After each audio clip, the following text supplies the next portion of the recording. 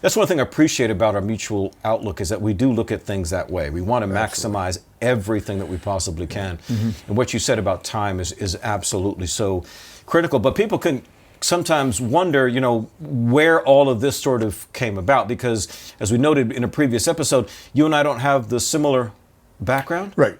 Not even, no. I mean, the similarities of background are what age, maybe geographical location-ish. Yeah.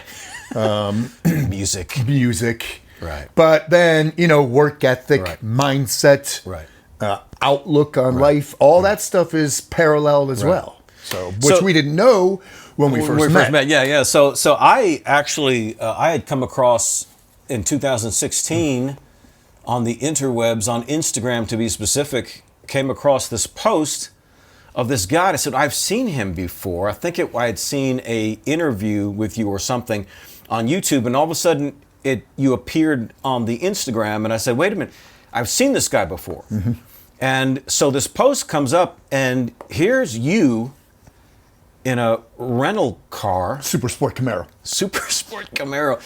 And you are burning the tires. Burning. Off smoking the car. Smoking them. And you had Soulfly. Cranking.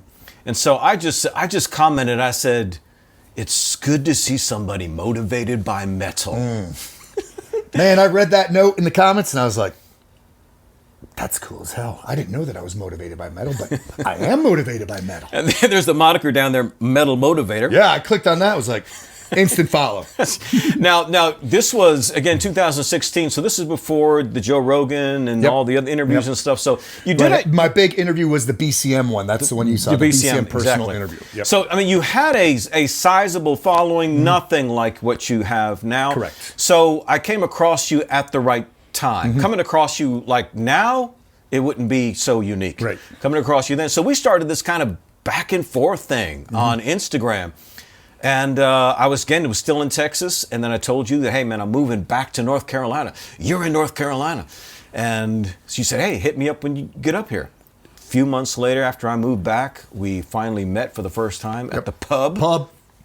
And then from there, we started. I told you I wanted to do this podcast called Metal Excellence. And I said, it'd be cool if you'd be the first great guest. You're like, hell yeah. And then wasn't it instantly? Like the next day, you said, wait a second. He can't be the first guest.